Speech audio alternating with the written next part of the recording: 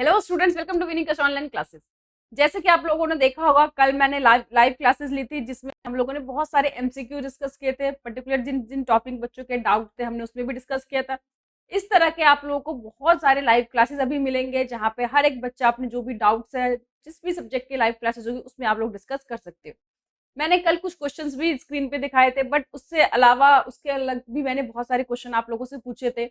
तो बहुत से बच्चों कमेंट आए थे कि मैम जो भी क्वेश्चंस आपने बोर्ड पे दिखाए प्लीज उसको दोबारा से रिकॉर्डेड वीडियो करके बता दीजिए, ताकि सारे क्वेश्चन को मिल जाए और वो दोबारा से उन क्वेश्चन को प्रैक्टिस कर सके। तो चलिए हम लोग उसी क्वेश्चन को चैप्टर फर्स्ट, सेकेंड और जो थर्ड, तीन चैप्टर जो हमारे फर्स्ट बुक में आ रहे हैं उसी के एमसीक्यूज यहाँ पे हम डिस्कस करेंगे। साथ ही साथ इसमें जो एसर्शन और रीजनिंग के क्वेश्चन है उसको भी यहाँ पे हम कवर करेंगे।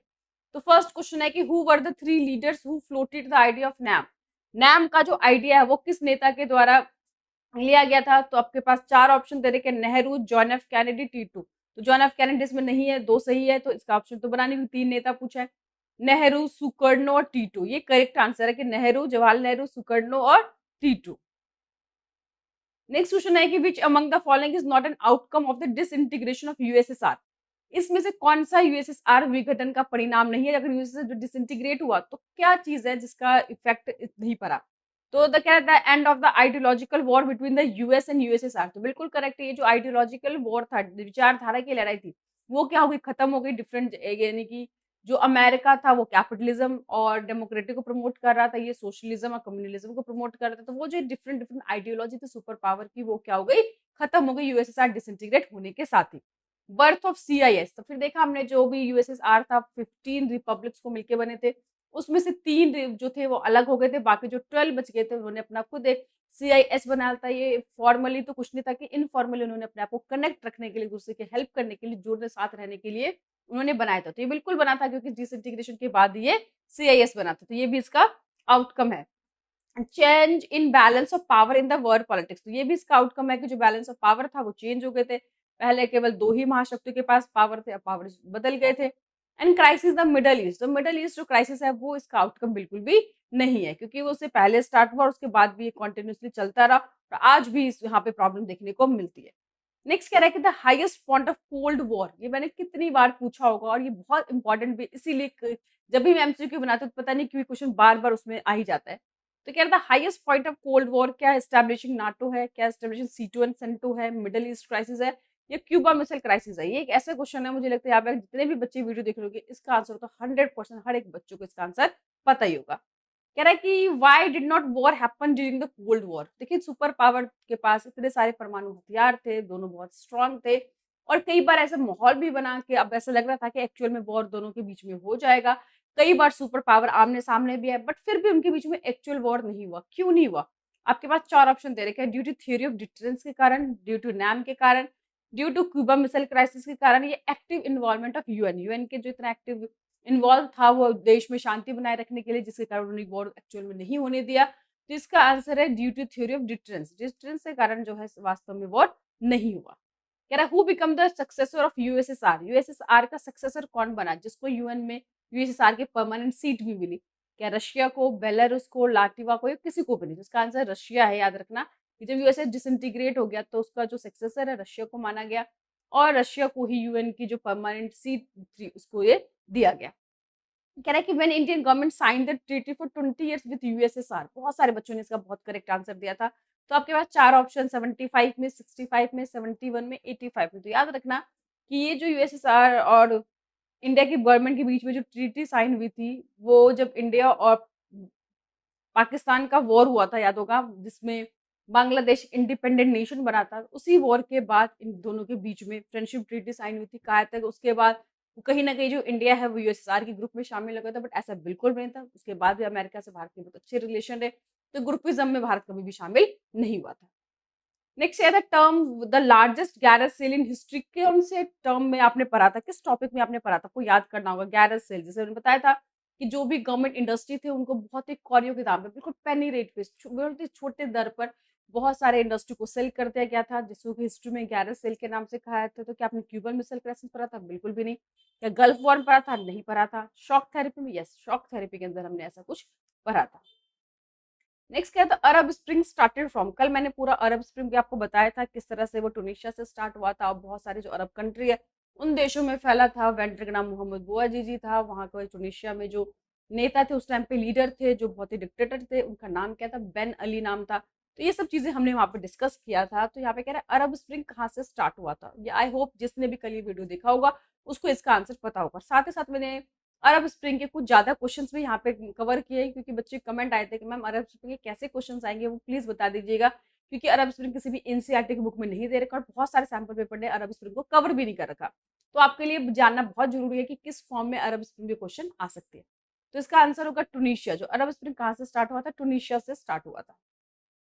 नेक्स्ट कह रहा है कि रशियन रेवोल्यूशन हैपेंड इन। तो पता है रशियन रेवोल्यूशन, रूस में जो क्रांति हुई थी, कब हुई थी, 1917 में। इससे रिलेटेड मैंने बहुत सारे क्वेश्चन पूछे थे और मुझे बहुत खुशी है कि बहुत सारे बच्चों ने बहुत ही अच्छा उसको अटेम्प्ट किया, बहुत सारे बच्चों ने बहुत अच्छा आंसर दिया। तो मुझे पूरी उम्मीद है कि जैसे हम लोग का टारगेट है 40 आउट ऑफ 40, जितने भी बच्चे विनिंग टेस्ट से जुड़े हुए हैं, मेरी वीडियोस देख रहे हैं, सैम्पल पेपर सॉल्व करें, एमसीक्यू सॉल्व करें, वो बच्चे, मुझे पूरी उम्मीद है कि 40 आउट ऑफ 40 अवश्य लेके आएंगे। ना केवल पॉलिटिकल साइंस बल्कि मैं कहती हूँ जितने भी हमारे सब्जेक्ट है सब में कोशिश करेंगे कि 40 आउट ऑफ 40 लाने की। नेक्स्ट कह रहा है कि नाटो वाज स्टैब्लिश। देखिए मैम यहाँ पे मैंने नाटो बताया, लेकिन आपको वॉर्स इफेक्ट भी याद करना है, क्योंकि हम एक ही टाइप के क्वेश्चन बार बार नहीं दे रही मैं। आप तो नाटो का मैंने दे दिया है कि ये जो हुआ था 1949 में स्टैब्लिश हुआ था। वॉर्स इफेक्ट आपको याद रखना है। यूएन स्टैब्लिश्ड इन, यूएन कब बना था, सबको पता है कि सेकेंड वर्ल्ड वॉर जैसे खत्म हुआ था उसी साल 1945 में यूएन को बना दिया गया था, ताकि देश में जो भी कंफ्लिक्ट हो उसको पीसफुली किस तरह से सुलझाया जा सके। क्या था first elected president of Russia. Russia में पहले जो इलेक्टेड प्रेसिडेंट थे कौन थे, क्या मिखाइल गोर्बाचेव थे, बोरिस येल्सिन थे, निकिता खुर्शेव थे, इसमें से कोई भी नहीं थे। तो इसका आंसर है बोरिस येल्सिन। यही नेशनल हीरो के रूप में उभरकर देश के सामने आए थे और 91 से लेकर मतलब 2000 तक करीब ये नेता रहे।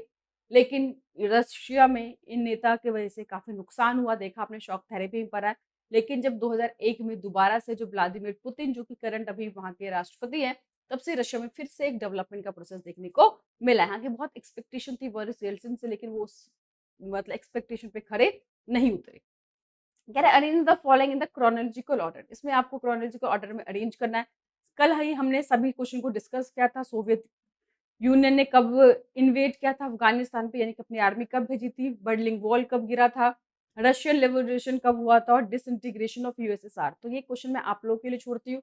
इसमें अरेंज करने का मतलब है सिर्फ आपको डेट पता होनी चाहिए। जैसे ही आपको डेट पता होगा उसके हिसाब से अरेंज कर लेंगे। तो ये क्वेश्चन सभी बच्चे सॉल्व करके मेरे को एमसीक्यू का जो आंसर है वो कमेंट बॉक्स में चाहिए, ताकि आप लोग मुझे पता चले कि क्या पढ़ रहे हो। तो ठीक है, इसमें मैंने इसलिए ऑप्शन नहीं दिया क्योंकि अपने जितने भी 4 इवेंट्स हैं सभी इवेंट्स की डेट जो है वो आपको यहाँ पे मुझे कमेंट में मेंशन करना है। देखिए बच्चे, जितने ज्यादा बच्चे कमेंट करते हैं मुझे लगता है एमसीक्यू को सॉल्व करते हैं, मुझे उतनी ज्यादा मोटिवेशन मिलती है कि हाँ मैं बच्चों के लिए और ज्यादा वीडियोस बनाऊं और ज्यादा एमसीक्यू सॉल्व करूं।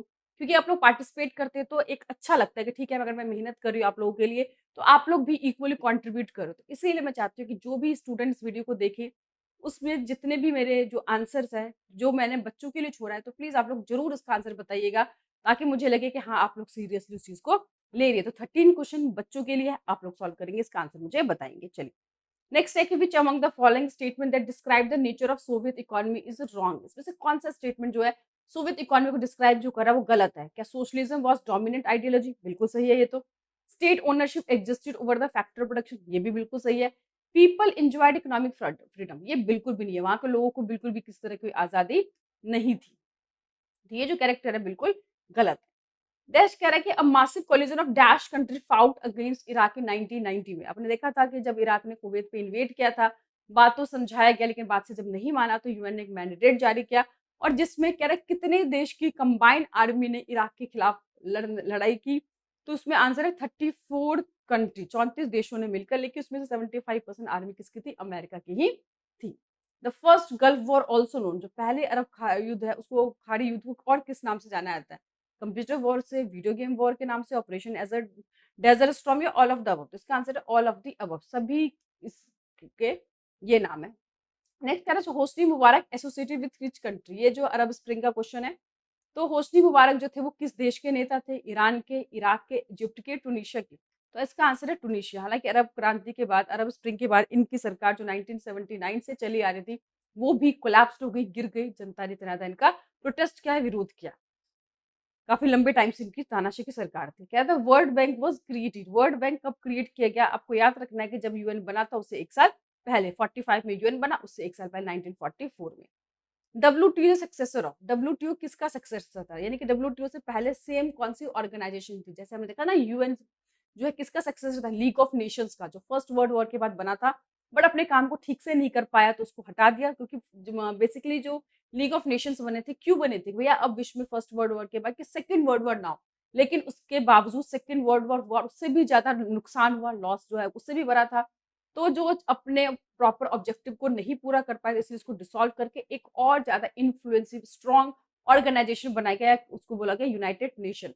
इसी तरह से डब्ल्यूटीओ से पहले गेट बनाया गया था, जो कि इंटरनेशनल ट्रेड से रिलेटेड रूल्स बनाते थे, कन्फ्लिक्ट को सॉल्व करते थे, बट कहीं ना कहीं वो भी अपने जो भी 100% टारगेट उसको अचीव नहीं कर पाए। कई जो कन्फ्लिक्ट्स होते थे, लड़ाई झगड़े होते थे, जो प्रॉब्लम्स होते थे, डिले होते रहते थे, उनका कोई सोल्यूशन नहीं निकलता था। इसीलिए 1995 में उसको डिसॉल्व करके उसकी जगह पे और ज्यादा अच्छा एक बनाया गया ऑर्गेनाइजेशन, जिसे डब्ल्यूटीओ कहा गया। तो डब्ल्यूटीओ किसका सक्सेसर है, गेट का। नेक्स्ट कह रहा है विच इज इंटरनेशनल एनजीओ, इसमें से कौन सा इंटरनेशनल एनजीओ है, Amnesty International, Human Right Watch, AOB both, none of the above. इसका आंसर एओबी बोथ, दोनों ही क्या इंटरनेशनल एनजीओ है, जो कि ह्यूमन राइट्स प्रोटेक्शन की बात करते हैं। हर एक देश के अंदर इनके ब्रांचेज है, लेकिन हमारे इंडिया में जब से मोदी गवर्नमेंट की सरकार आई है, वो पता होगा कि जो एमनेस्टी इंटरनेशनल है, बेसिकली देश विरोधी जो एजेंडा है ये इनके द्वारा चलाए जाते हैं। कहते हैं कि मानव अधिकारों की रक्षा कर रहे हैं, लेकिन जब बड़े बड़े टेररिस्ट क्या करते हैं कि आम नागरिकों को, इनोसेंट पीपल को मारते हैं, बड़े तरह उनके साथ बुरा करते हैं, तब तो ह्यूमन राइट वालों को कुछ नहीं आता। लेकिन अगर देश की सेना जो है, अगर एक टेररिस्ट को मारती है, तो उनके ह्यूमन राइट आ जाते हैं। तो इस तरह की चीज़ों को वो प्रमोट करते थे। लेकिन जब से मोदी सरकार ने ऑडिटिंग की बात की, भैया तुम्हें कहाँ से फंड आता है, कैसे काम करते हो, तो उनके पास कोई जवाब नहीं था, अपनी बोरिया बिस्तर बाँध के यहाँ से वो भाग गए। तो याद रखना, जो इंटरनेशनल एमनेस्टी इंटरनेशनल और ह्यूमन राइट वॉच है, बेसिकली ये देखा है एनजीओ है, जो अलग-अलग देश में कहते हैं कि ह्यूमन राइट को प्रोटेक्ट करने के लिए बनाए गए हैं, बट इनके कुछ अपने एजेंडे हैं, उनके हिसाब से वो काम करते हैं। कह रहा है dash week after America became the aware of USA placed a weapon in a Cuba, कितने हफ्ते बाद अमेरिका इस बात को जानकारी मिली कि भैया जो क्यूबा को वो मिलिट्री बेस बनाने जा रहा है यूएसएसआर। इसका आंसर है 3 वीक्स आफ्टर, 3 हफ्ते बाद अमेरिका को इस बात का पता चला। The end of the second war let the beginning of cold, second war खत्म होने के साथ कौन सा वॉर स्टार्ट हो गया, क्या क्यूबा में से स्टार्ट हो गया, थर्ड वॉर स्टार्ट हो गया, कोल्ड वॉर स्टार्ट हो गया, या हॉट वॉर स्टार्ट हो गया। इसका आंसर है कोल्ड वॉर। जैसे ही सेकेंड वर्ल्ड वॉर खत्म हुआ, दो सुपर पावर जो एमर्ज जो निकले थे, उभर कर सामने आए, तो उन्हीं के बीच में कोल्ड वॉर स्टार्ट हो गया, और टिल 1991 तक ये कंटिन्यू चलता रहा।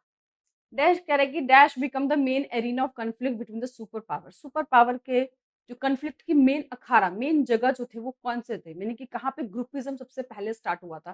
तो इसका आंसर है यूरोप। आपने देखा पूरा जो यूरोप था दो भागों में बट गया था, ईस्ट यूरोप और वेस्ट यूरोप।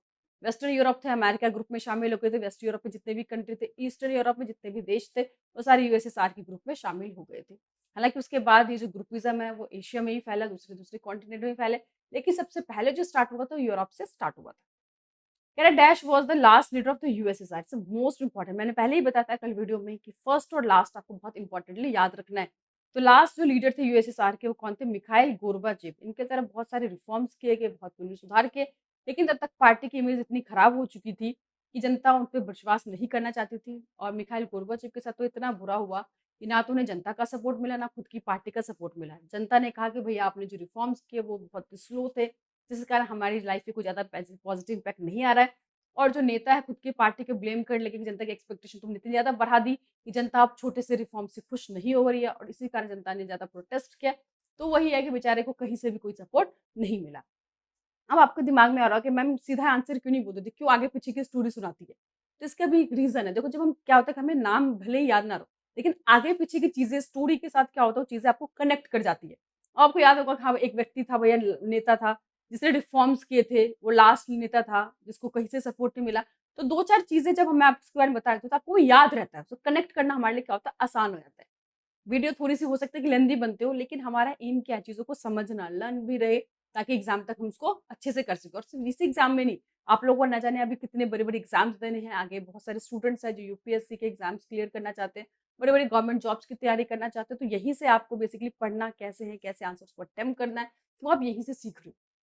नेक्स्ट कह रहा है कि when USSR sent his army to Afghanistan, ये भी कल मैंने वीडियो में बताया था कि अफगानिस्तान में अपनी आर्मी यूएसएसआर ने कब भेजी थी, 1979 में, और 1989 में अपनी आर्मी को वापस भी उसने बुला लिया था। ये आपको याद रखना, वापस कब बुलाया, 1989 में। 10 साल तक जो यूएसएसआर की आर्मी थी वो यहाँ पर रही थी। अब मैंने ये क्यों बता दिया आपको कि कभी आप भूल जाओ कि कब गई थी तो वापस याद रहेगा, तो 10 साल से पीछे जाओगे।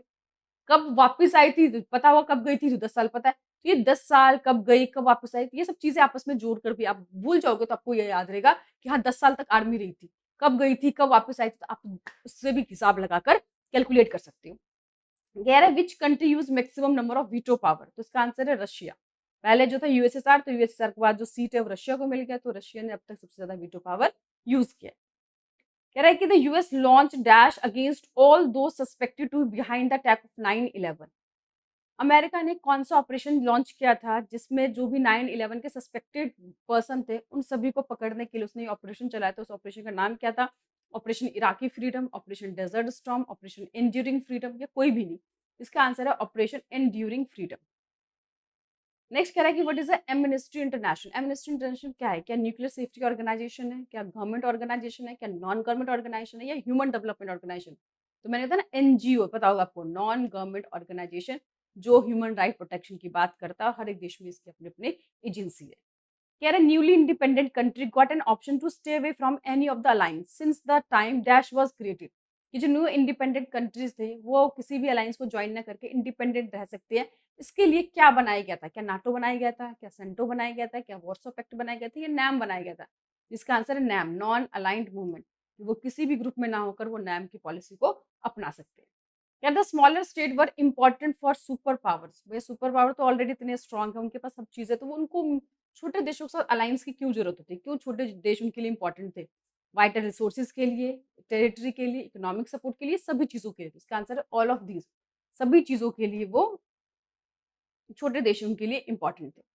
नेक्स्ट कह रहा है कि एसर्शन और रीजन का क्वेश्चन आ गया। अब एसर्शन क्या कह रहा है कि Soviet Union had become stringent in administrative and political science as well. बिल्कुल ठीक है कि सोवियत यूनियन की जो इकोनॉमी है बिल्कुल ठहर चुकी थी, चाहे पॉलिटिकली बात करें, एडमिनिस्ट्रेटिव बात करें, कोई डेवलपमेंट, कोई प्रोग्रेस बिल्कुल भी नहीं हो रहा था। ये स्टेटमेंट तो बिल्कुल करेक्ट है। कह रहा था Soviet system of based on the ideology of socialism. ये भी बिल्कुल करेक्ट है कि सोशल था, वो आइडियोलॉजी किस पे था? सोशलिज्म पे बेस्ड था। तो इसका अगर दोनों स्टेटमेंट देखें तो बिल्कुल सही है, लेकिन जो ऊपर वाला असर्शन है उसका ये रीजन बिल्कुल भी नहीं है। तो इसका आंसर होगा कि बोथ असर्शन और reason are true. No, second होगा। असर्शन रीजन तो दोनों सही है, लेकिन उसका करेक्ट एक्सप्लेनेशन नहीं है। नेक्स्ट असर्शन है कि international organisation play a very important role in maintaining peace. ये तो हमने देखा यूएन जो बनाई था वो इंटरनेशनल पीस के लिए बनाया गया था, शांति देशों के लिए बनाए रखने के लिए। अगर कोई कन्फ्लिक्ट भी हो तो भी किस तरह से पीसफुली उसको सॉल्व किया जाए। अब रीजन दे रखा है countries have conflicted differences with each other. हमारे देशों को तो बहुत सारे जो भी देश है उनके बीच में बहुत सारे डिफरेंसेस है, स्पेशली बॉर्डर डिस्प्यूट तो बहुत ज्यादा पड़ोसी देशों के बीच में है। तो वही है कि इसका रीजन देखिए ध्यान से कि कंट्री जो है वो इंटरनेशनल ऑर्गेनाइजेशन एक इंपॉर्टेंट रोल प्ले करता है देश में मेंटेनेंस, शांति बनाए रखने के लिए, क्योंकि देश में बहुत सारे कन्फ्लिक्ट होते रहते हैं कि शायद यूएन ना होता तो देश आपस में कितनी बार आपस में भिड़ चुके होते और एक्चुअल में वॉर हुआ होता। तो ये जो है असर्शन को एक्सप्लेन कर रहा है। तो आपको दोनों स्टेटमेंट पढ़ना है, फिर देखना है क्या ऊपर वाला जो स्टेटमेंट है नीचे वाले के कुछ कनेक्शन बन रहा है, कुछ लग रहा है किससे रिलेटेड कुछ चीजें बता रही है। तो बता रही है तो उसका मतलब उसका रीजन भी करेक्ट है। तो इसका आंसर क्या हो जाएगा? फर्स्ट की both the assertion and reason are true and reason is a correct explanation of the assertion. क्यों? क्योंकि देखो बताया गया international organisation play important role maintaining peace. अब देखो क्योंकि भैया कंट्रीज में कन्फ्लिक्ट और डिफरेंस बहुत सारे होते रहते हैं, तो ये लग रहा है ना कि आपस में कनेक्टेड है।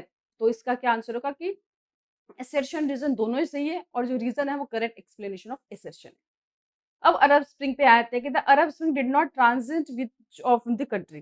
कि जो अरब स्प्रिंग फैला था वो किस इनमें से किस देश तक नहीं फैल पाया था। मैंने बताया ना आग, कहते हैं ना आग की जो लपटें है बहुत दूर तक फैलती है। तो जब अरब स्प्रिंग हुआ था तो उसकी भी लपटें पड़ोसी देशों तक बहुत ज्यादा फैली थी। कुछ देशों में तो मैंने बताया ना कि 1979 से सरकार चल रही थी, 2011-12 में आके सरकार गिर भी गई। होस्नी मुबारक जो नेता थे इजिप्ट के अंदर।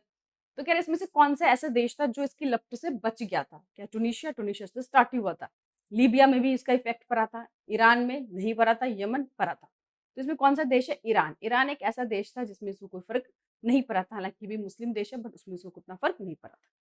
Tunisia situated in which continent, कौन से महाद्वीप में जो है टूनिशिया है, तो इसका आंसर है अफ्रीका में। नेक्स्ट कह रहा है कि which of the following is a concern with the safety and peaceful use of nuclear technology under the UN system. UN system के अंदर कौन मतलब बेसिकली जो देखता है कि जो भी हमारे पास न्यूक्लियर्स है वो सेफली और पीसफुल पर्पज के लिए यूज किया जाए। तो क्या UN international safe guard committee? बिल्कुल भी नहीं। UN security council? नहीं। इंटरनेशनल एटॉमिक एनर्जी, एटॉमिक से आपको याद रहेगा कि जो एटॉम बॉम्ब्स है उसको देखना कि भैया पीसफुल पर्पज के लिए यूज किया जाए, कोई अपनी पावर का मिसयूज ना करे, तो इस एजेंसी का ही काम है। नेक्स्ट है कि a single match stick can ignite the revolution, कि एक सिंगल मैच की तिल्ली कितने बड़े रिवॉल्यूशन को कर सकती है। ये स्टेटमेंट मैंने बताया था किस रिवॉल्यूशन के बारे में है। क्या ये रशियन रेवोल्यूशन के बारे में है? क्या वो मिडल ईस्ट क्राइसिस के लिए कह रहा है? क्या अरब स्प्रिंग के लिए कह रहा है? या वीडियो गेम वॉर के लिए कह रहा है? इसका आंसर है अरब स्प्रिंग। मोस्ट इंपॉर्टेंट क्वेश्चन जो कि बहुत बार पूछा गया है। कह रहा है who was the president Tunisia during the Arab spring? Arab spring के टाइम में टूनिशिया के प्रेसिडेंट कौन थे? Ben Ali, Hosni Mubarak, Sukarno और टीटू। तो इसके याद रखना बेन अली जो थे वो उस टाइम पे टूनिशिया के नेता थे, जो बहुत ही डिक्टेटरशिप, बहुत तानाशाह थे। बहुत कोशिश की उन्होंने इस प्रोटेस्ट को दबाने की, लेकिन जनता जो है उनके ऊपर भारी पड़ी और उनको अपना तख्ता पलट करना ही पड़ा। नेक्स्ट क्या था? More weightage to India's proposal for permanent membership in the security council. आपको पता है पिछले कुछ सालों से भारत बहुत ज्यादा कोशिश कर रहा है कि उसको परमानेंट सीट मिल जानी चाहिए। तो कह रहा है इंडिया का जो प्रपोजल है परमानेंट मेंबर बनने का, वो कौन सी बात हो ज्यादा वेटेज डालती है कि क्या इंडिया न्यूक्लियर कैपेबिलिटी, क्या इसलिए इंडिया को परमानेंट मेंबर बना देना चाहिए? क्या वो एशिया में लोकेटेड है इसीलिए इसको बना देना चाहिए? क्या इंडिया जब से यूएन बना है तब से भारत उसका मेंबर है इसीलिए उसको बना देना चाहिए? या इंडिया का ग्रोइंग इकोनॉमिक पावर है, स्टेबल पॉलिटिकल सिस्टम? अगर यहाँ पे कुछ ऑल ऑफ दीज भी होता तो हम शायद देखते, लेकिन इसमें सब ऑल ऑफ दीज तो हमारे पास है नहीं। तो इसमें से बेस्ट आंसर क्या होगा? भैया एशिया में लोकेटेड है इससे कोई मतलब नहीं, एशिया में तो और भी जापान इतने अच्छे देश है, उसको क्यों नहीं बनाना चाहिए? ठीक है, या वो स्टार्टिंग से उसके मेंबर थे तो और भी देश थे, आपने देखा ना 52 मेंबर्स थे, तो वो भी क्लेम करेंगे कि हम भी स्टार्टिंग से मेंबर है, हमें ही बनाया जाए। तो इसका रीजन क्या होगा? India is growing economic power, India बहुत तेजी से ग्रो कर रहा है और इंडिया के जो पॉलिटिकल सिस्टम है वो स्टेबल है, डेमोक्रेटिक कंट्री है, डेमोक्रेसी पे बहुत भरोसा है। भारत एक कहते हैं सबसे बड़ा डेमोक्रेटिक कंट्री है, वहाँ पे माना जाता है हर एक जो ह्यूमन राइट्स है उसको फॉलो करता है। तो ये सारे जो रीजन है कि सबसे बेस्ट ऑप्शन जो इसमें से है वो है कि India is growing economic power and stable political system. अगर यहाँ पे ए एफ बी कुछ होता तो हम दूसरे स्टेटमेंट को भी ले सकते थे, बट अगर एक ही स्टेटमेंट को चूज करना है हमें, this is the best option. Next कह रहा है कि which organization is meant for children, कि कौन सा ऑर्गेनाइजेशन जो है वो बच्चों के लिए काम करता है? आईएलओ लेबर के लिए काम करता है, डब्ल्यूएचओ वर्ल्ड हेल्थ ऑर्गेनाइजेशन है, यूनिसेफ ये काम करता है बच्चों के लिए, बच्चों की डेवलपमेंट के लिए, बच्चों की हेल्थ के लिए, जितने भी बच्चों से रिलेटेड डिजीज होती है उसको कैसे जड़ से उखाड़ फेंकी। जैसे वो पल्स पोलियो, आपको पता है कि पूरे भारत में कितना बड़ा अभियान चला था, यूनिसेफ से पैसे आते थे, मेडिसिन आते ताकि हर एक बच्चा पोलियो मुक्त हो सके। तो बच्चों की डेवलपमेंट के, बच्चों के भविष्य की जो बात करता है, काम करता है, कौन है? यूनिसेफ। नेक्स्ट कह रहा है कि UN day celebrated every year on, कि यूएन डे जो है हर साल मनाया जाता है, तो किस दिन मनाया जाता है? इसका आंसर है 24 अक्टूबर। जब से यूएन बना है 1945 तब से लेकर हर साल यूएन डे के रूप में 24 अक्टूबर को सेलिब्रेट किया जाता है। देखा आपने यहाँ पे 40 क्वेश्चंस को हमने फर्स्ट सेकंड और जो हमारे यूनाइटेड नेशन जो 3 चैप्टर आ रहे हैं फर्स्ट टर्म में उस सभी को हमने यहाँ पे डिस्कस किया। इस तरह से और भी बहुत सारे सैंपल पेपर मिलते रहेंगे, जहाँ से क्वेश्चन मिल रहा है, जहाँ से भी आपको एमसीक्यू मिल रहा है, आप सॉल्व कीजिए। ये पेपर में जो एनसीईआरटी से कहीं से कुछ भी आपसे पूछा सकता है। पूरी कोशिश होती है कि हर बार कुछ नए क्वेश्चंस आपके सामने लेकर आए जाए, ताकि अगर आपने चैप्टर अच्छे से पढ़ा है तो सारे आंसर आपको अच्छे से पता हो। बाकी कोई भी दिक्कत हो, प्रॉब्लम हो, किस सब्जेक्ट के आप लोग लाइव क्लासेस चाहते हैं, कितने स्टूडेंट चाहते हैं कि लाइव क्लासेस में हम ज़्यादा से ज़्यादा प्रोवाइड किया जाए, तो जैसे आप लोग मुझे कमेंट करेंगे, क्योंकि देखो कमेंट में जो मेजोरिटी होती है हम लोग उसी को प्रायोरिटी देते हैं। एक दो स्टूडेंट्स के लिए हमें भी लगता है कि हम इतना एफर्ट नहीं कर सकते, तो मोस्ट ऑफ द स्टूडेंट्स अगर ज़्यादा से ज़्यादा बच्चे चाहेंगे, कमेंट करेंगे, तो बहुत जल्दी आप लोगों को ना केवल पॉलिटिकल साइंस के बल्कि हिस्ट्री के, इकोनॉमिक्स के, वो भी आप लोगों को लाइव क्लासेस मिलने स्टार्ट हो जाएगी। Thank you.